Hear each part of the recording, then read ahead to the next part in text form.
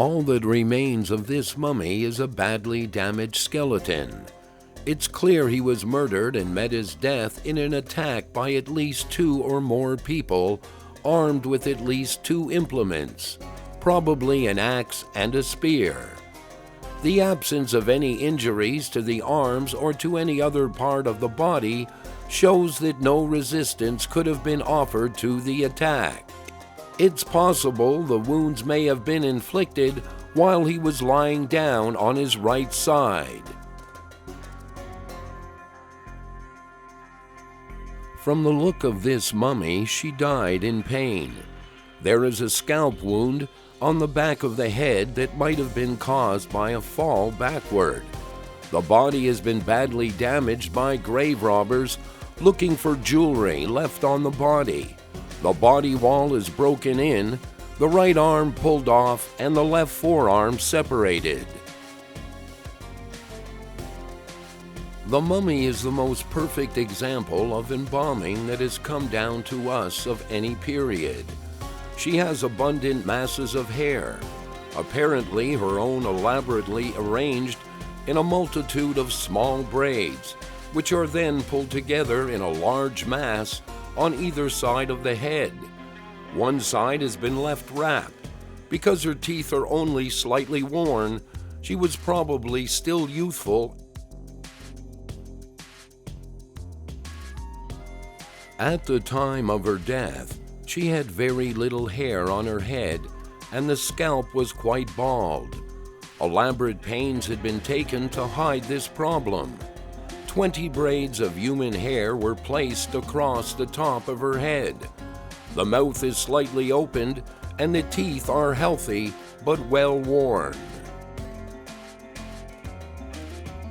The mummy is that of an elderly, white-haired, partially bald woman.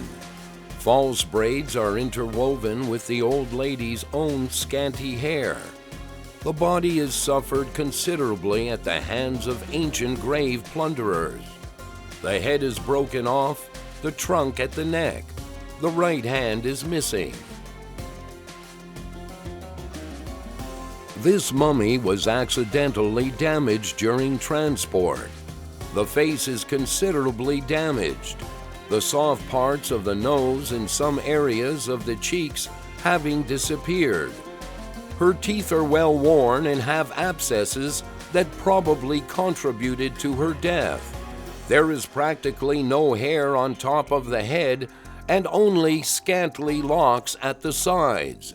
Judging from the wear of the body, it's safe to guess she died from old age. This is the body of an old woman. A large and elaborately constructed wig hides the chest. Considerable pressure had been applied to the face, presumably by the embalmers when applying the bandages, so the nose is completely flattened and the plugs of linen inserted to keep the nose from collapsing have been squeezed out. Both forearms have been broken off by grave plunderers.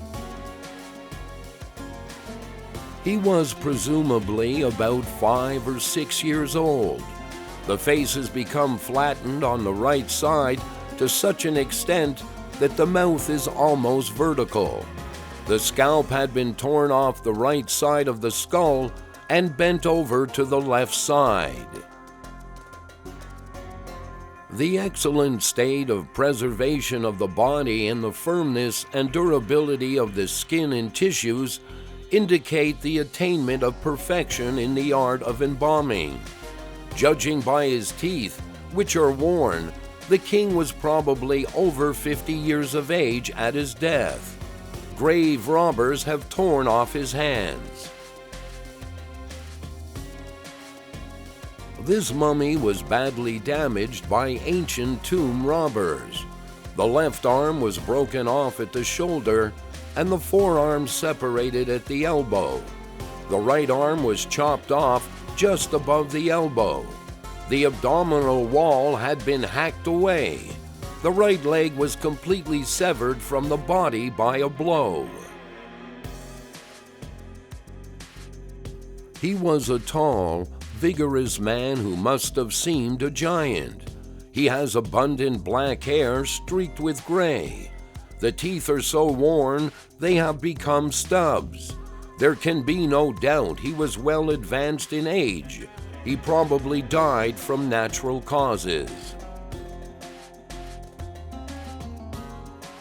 The head is in a good state of preservation and reveals manly dignity, but the body has suffered severely at the hands of the tomb robbers. The head is broken off from the trunk and the abdomen has been smashed. The body is covered with a black mass of bandage. No hair is visible, either on the scalp or face, except the eyebrows. He was a young or middle-aged man when he died. The mummy had suffered considerably at the hands of grave robbers. The head was broken off from the body. Both arms were separated from the body, and the right forearm and hand are missing. A large part of the chest has been broken away. This mummy has been badly damaged by grave robbers. Considerable damage has been done to the face, and his ears are broken off, probably to get his earrings. The right arm is broken, and the right hand torn from the forearm. They also broke through the body wall. The nose has been flattened and distorted by the bandages. The cheeks are filled out with linen packing, and the body cavity is stuffed with dried lichen to give it a more lifelike appearance.